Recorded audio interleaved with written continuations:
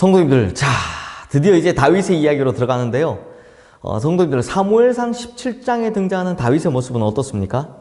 골리앗이 이끄는 블레셋 진영 앞에 서는 한 소년으로 등장합니다. 이 소년은 원래 전쟁에 나가려고 한 것도 아니고 그럴 계획도 없었습니다. 호기심에 막 궁금해서 찾아간 것도 아닙니다. 그저 어느 날 아버지께서 너 지금 전쟁터에 나가 있는 형들에게 음식을 좀 가져다 주고 형들 잘 있는지 어디 다친 데나 없는지 한번 살펴보고 오너라 라고 말씀하시는 바람에 지금 아버지 심부름 하느라 전쟁터에 가게 된 겁니다. 그런데 이 막상 가보니 조국의 군대 이 꼴이 말이 아닙니다.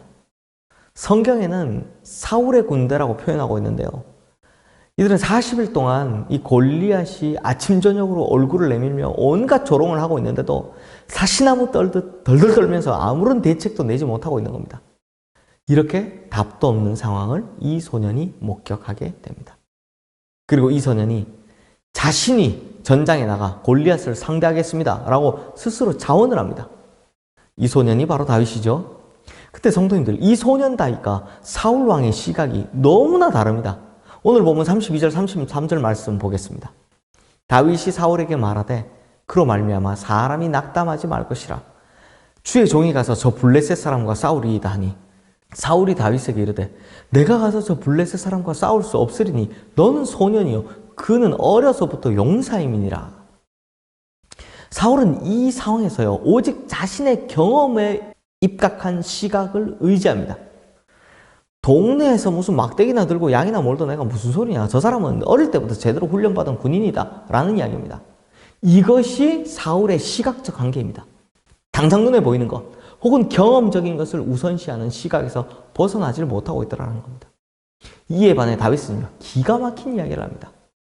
주의 종이 사자와 곰도 쳤은즉 살아계신 하나님의 군대를 모욕한 이 할례받지 않은 블레셋 사람도 그 짐승같이 되리이다.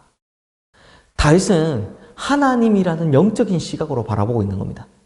결국 사울은 자신의 시각적 한계를 벗어나지 못하기에 다윗을 전장에 내보내면서도 그를 막 무장시키려 하고 있습니다. 그런데 다윗은 군복을 다 벗어 던집니다. 왜? 하나님께서 이기게 해주실 것을 믿고 있었기 때문입니다.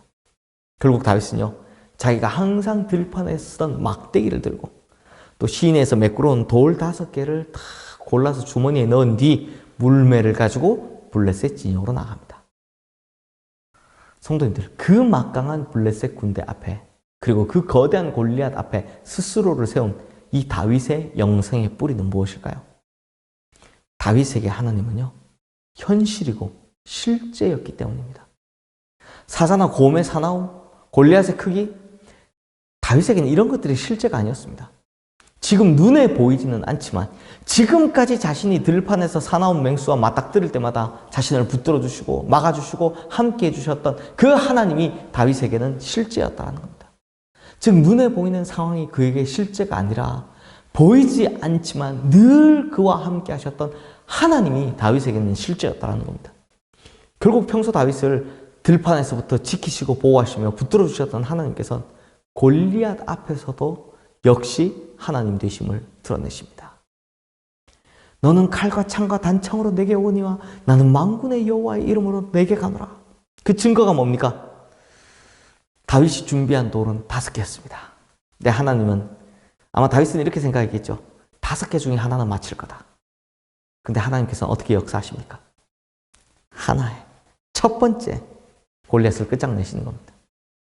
사랑하는 성도님들, 영성 혹은 영화는요 다른 것에 있는 것이 아닙니다. 막 신비로운 것을 보고 막 신비로운 체험을 하는 것, 이런 것이 그런 것 때문에 우리의 영안이나 영성이 열리고 잘 되는 거 아닙니다. 진짜 영성이나 영안이 열리는 것은요 환경이나 상황을 실제로 보는 것이 아니라 보이지 않지만 함께 하시는 하나님을 실제로 두고 믿는 것입니다. 이것이 진짜 믿음이다라는 것입니다. 그리고 이건요 어느 날 갑자기 생기는 것이 아닙니다. 다윗이 그랬듯이 우리의 일상에서부터 항상 훈련을 해야만 생기는 겁니다. 성도님들, 결국 다윗이 들판에서 키운 영성이 지금 이 전장에서 펼쳐지죠. 그리고 이후로는 왕궁에까지 이어지게 됩니다. 하지만 하나님께서는 그에게 기름 부으신 후 바로 왕으로 삼지 않으셨죠. 지금도 훌륭한 영성을 가졌지만 더더욱 강한 훈련 과정을 통해서 완전히 이제는 광야의 영성까지 갖추게 하십니다. 그러므로 성도님들, 우리는 우리의 일상에서부터 이런 영성을 훈련해야 합니다. 우리 인생의 들판에서부터 하나님의 함께 하심을 믿고 살아야 합니다. 우리의 인생의 광야에서부터 하나님을 향해 시선을 향하고 살아야 한다는 겁니다.